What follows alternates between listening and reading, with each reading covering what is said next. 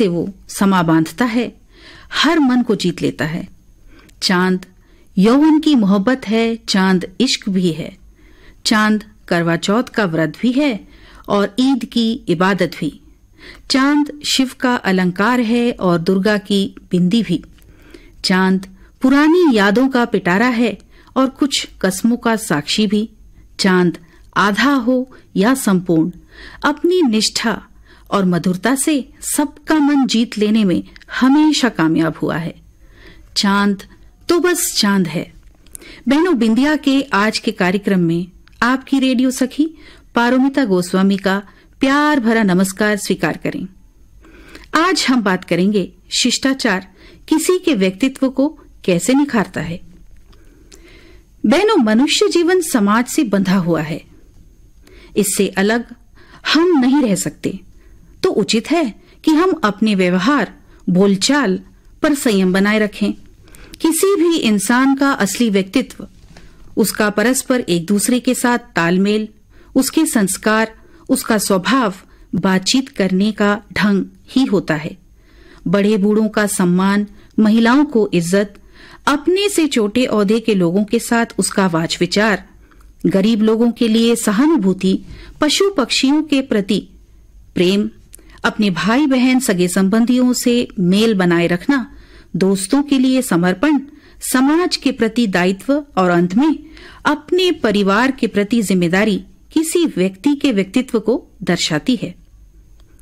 कोई भी इंसान अपने सौंदर्य से, अपनी दौलत से, अपनी कला से, अपनी अदाओं से, अपने ज्ञान से किसी को भी कुछ समय के लिए आकर्षित कर सकता है, परंतु उसकी निष्ठा, उसका संयम, उसका व्यवहार, उसका शिष्टाचार उसे सदा के लिए किसी के साथ जोड़े रखता है। अपनी नैतिकता, अपने संस्कार हमें अपने समाज, घर परिवार, दोस्तों से मिलते हैं। इसलिए शिष्टाचारी बने रहने में ही हम सबकी भलाई है। अच्छा सोचेंगे तो अच्छा करेंगे, अच्छा करेंगे तो अच्छा होगा और अच्छा हो, ये तो हम सब चाहते हैं। तो बहनों, इतनी अच्छी अच्छी बातें आज मैंने आपसे साझा की हैं। अब आइए थोड़ा मनोरंजन भी हो जाए।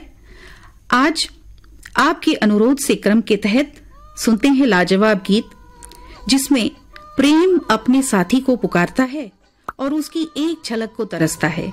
स्वर है लता मंगेशकर और महेंद्र कपूर का। गीतकार हैं वर्मा मल्लिक, संगीतकार हैं लक्ष्मीकांत प्यारेलाल और फिल्म है नागिन। अनुरोध करता है शीतला नगर दुर्ग से शिव चंद्राकर और भगवान चंद्राकर।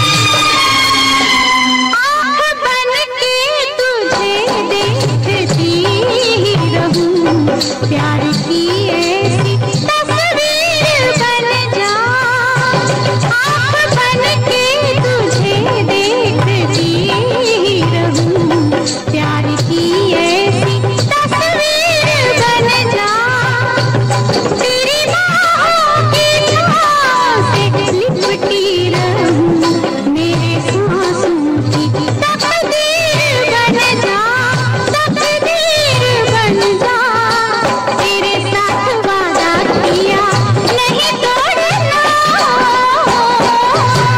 तेरे संग प्यार है नहीं तोड़ना, तेरे संग प्यार है नहीं तोड़ना।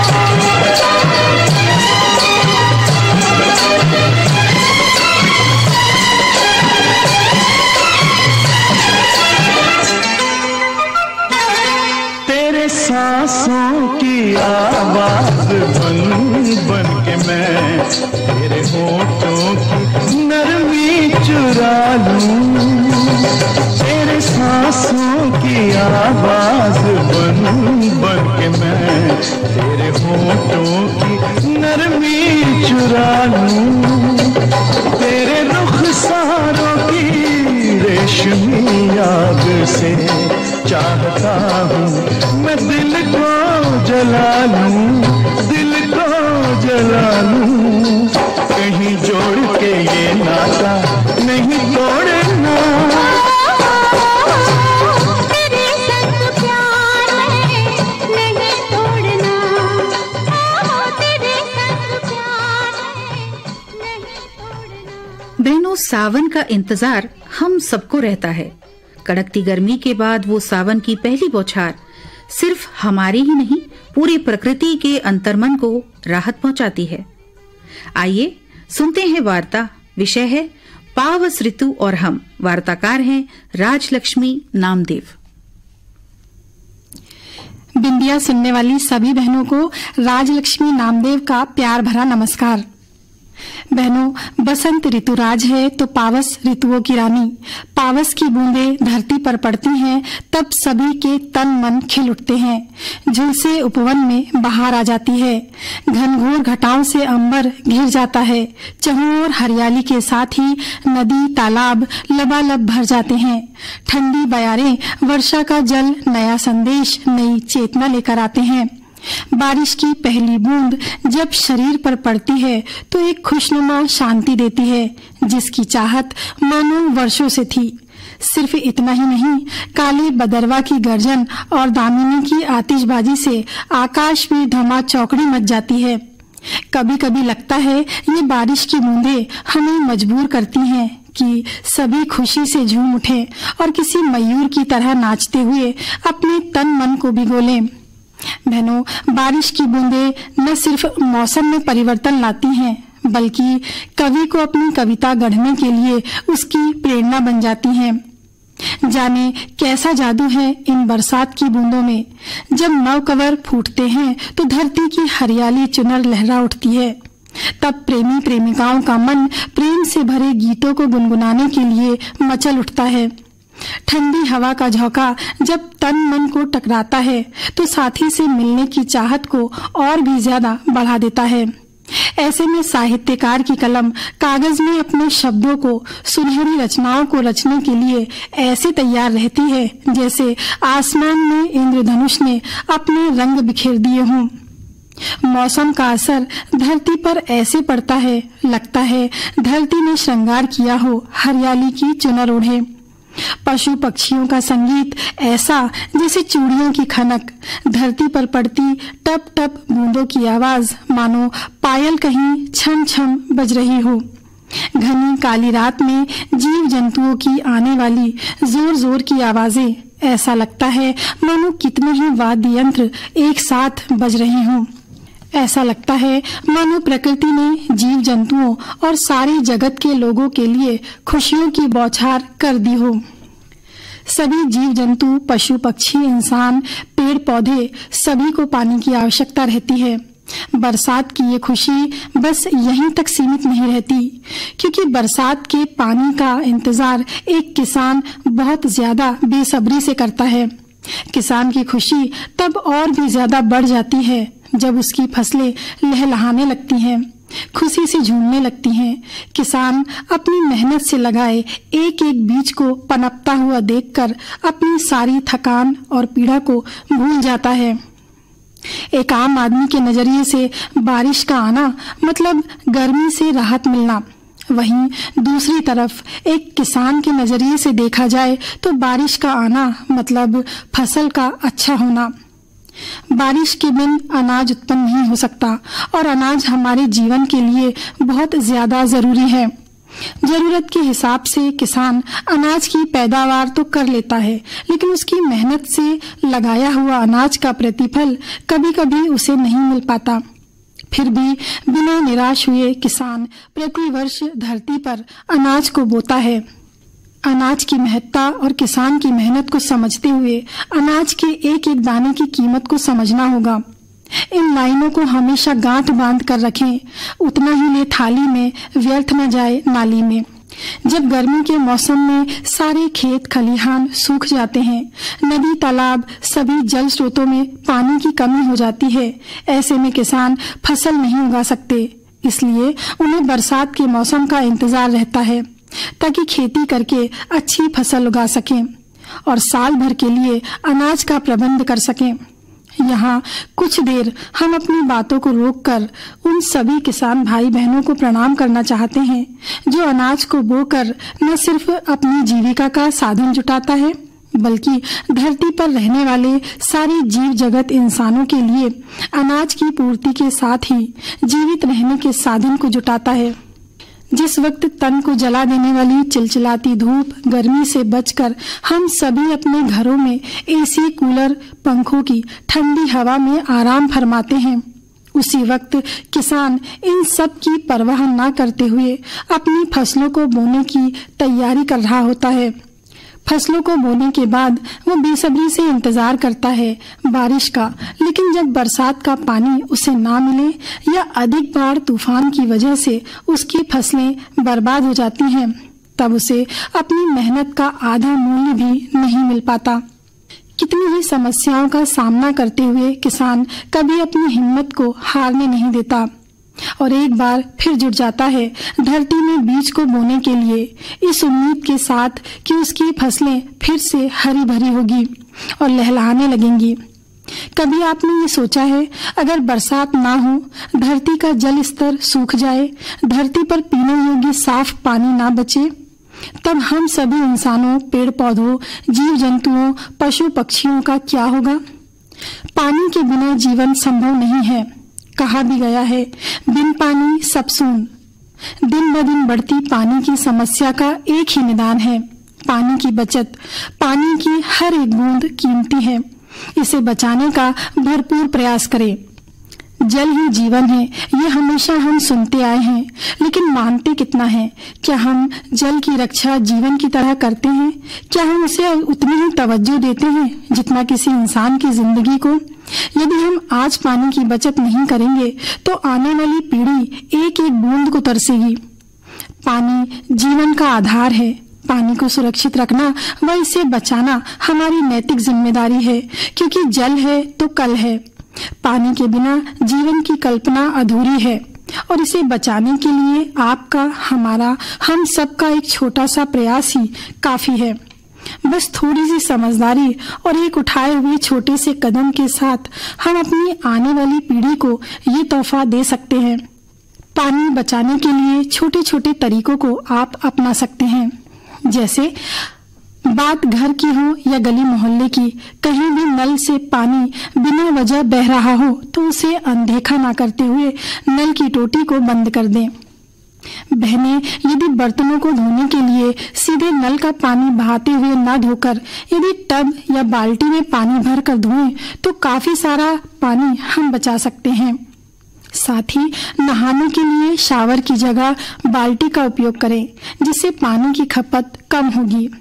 बहनों, कहीं भी नल लीक कर रहा हो या पाइपलाइन टूटी हुई हो तो उसे जल्द से जल्द ठीक करवाने की कोशिश करें।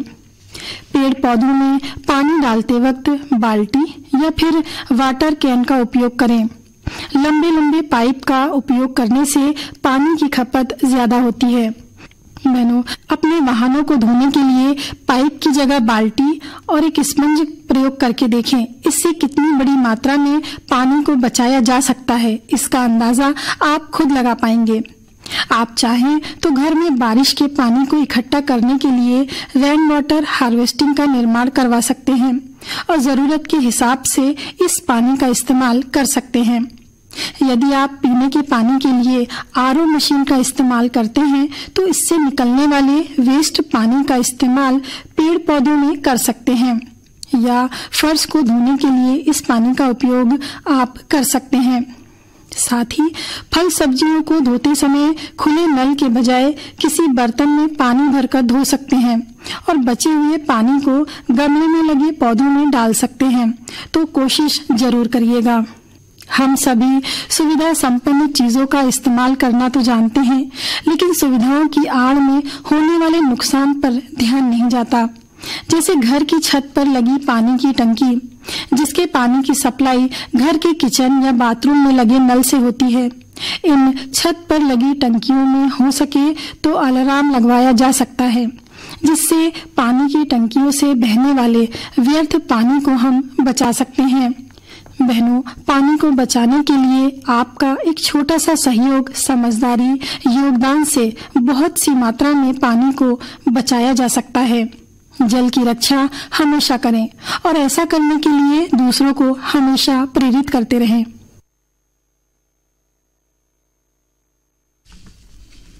बहनों, अभी आप सुन रहे थे वार्ता पावस ऋतु और हम। वार्ताकार थी राजलक्ष्मी नामदेव। कई बार मैं सोचती हूँ कि हल्की बूंदाबांदी में अगर किसी नाव में सैर करने को मिल जाए तो कैसा अनुभव होगा।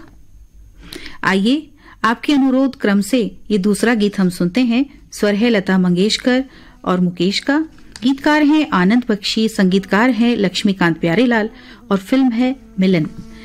अनुरोध किया है सिमगा से भारती सेन, विजया सेन, ललिता सेन, रामेश्वरी सेन और मीरा सेन ने।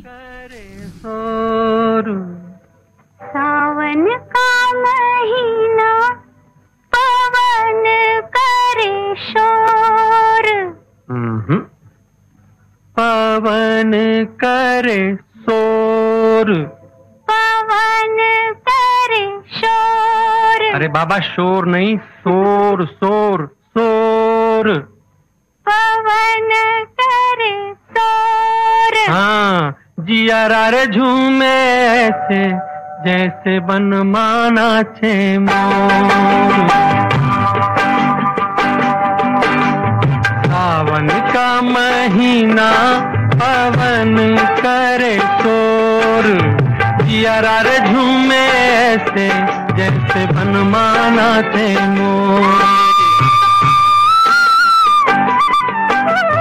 सावन का महीना पवन करे शोर, जियरा रे झूमे ऐसे जैसे बनमाना से मोर।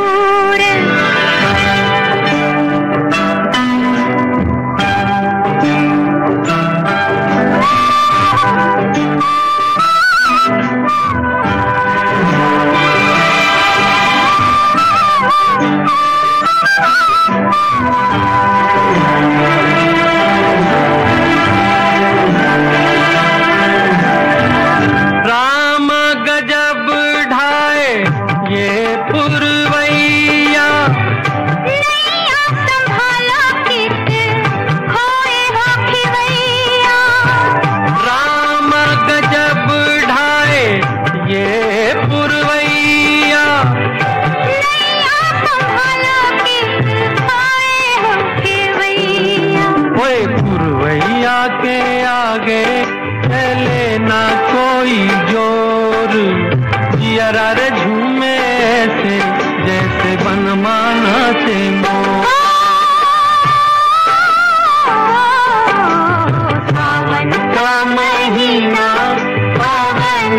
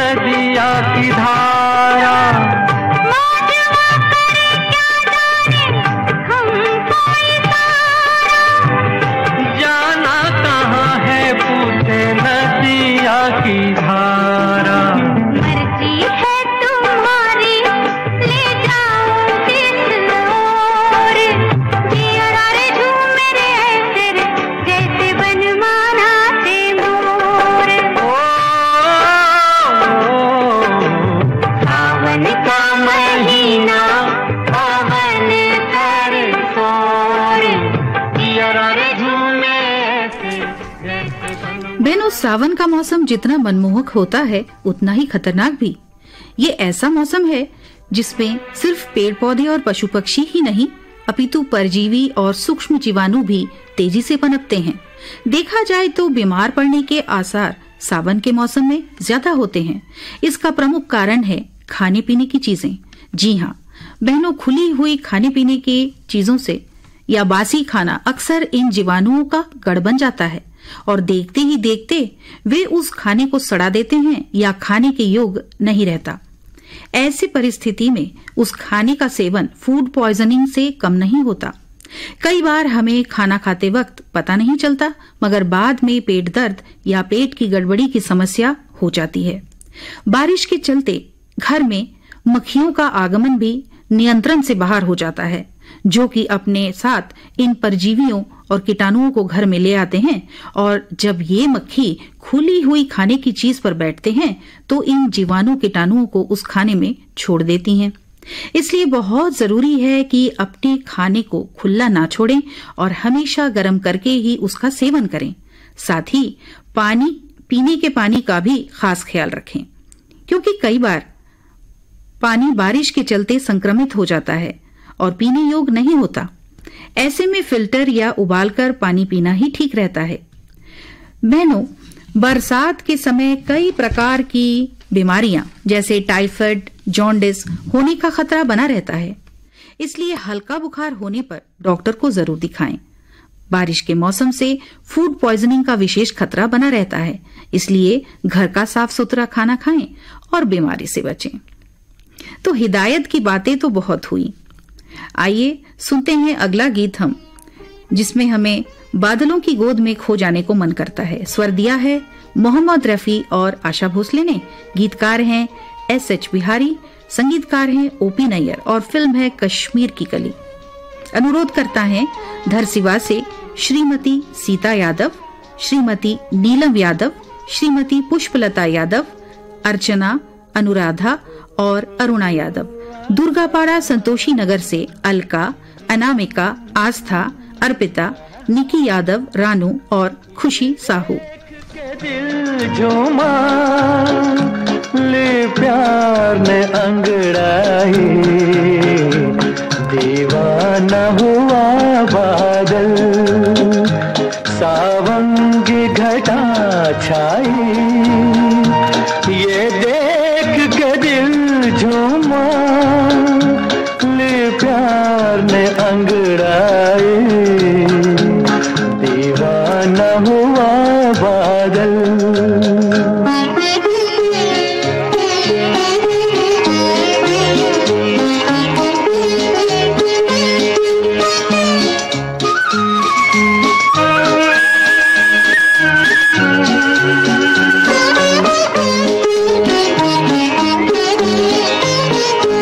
ऐसी तो मेरी तकदीर न थी, तुम सा जो कोई महबूब मिले,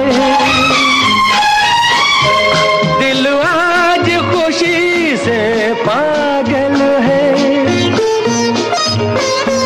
दिल आज खुशी से पागल है, ऐ जाने वफा तुम खूब मिले, ऐ जाने वफा तुम खूब मिले, दिल क्यों न बने पागल, क्या तुमने अदा पाई, ये देख के दिल झूमा ले प्यार में अंगड़ाई, दीवाना हुआ बादल।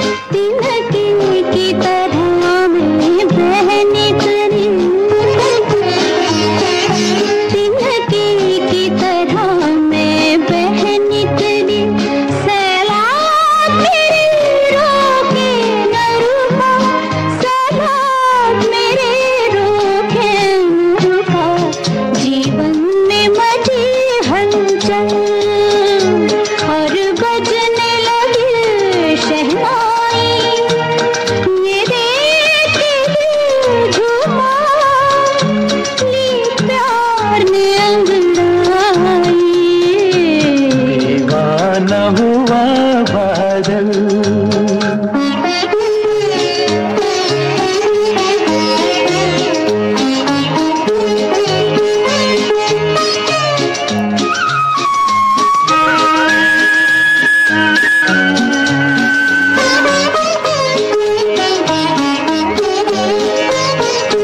है आज नए अरमानों से आबाद मेरे दिल की नगरी, बरसों से खिज़ां का मौसम। बहनों, अब वक्त हो चला है आपसे विदा लेने का। आपको हमारा आज का बिंदिया कार्यक्रम कैसा लगा, हमें जरूर बताइएगा। आप पत्र और ईमेल के माध्यम से अपने विचार बता सकते हैं। अब अपनी रेडियो सखी पारोमिता गोस्वामी को आज्ञा दीजिए। जल्दी फिर मिलेंगे, तब तक स्वस्थ रहिए और मुस्कुराते रहिए। नमस्कार।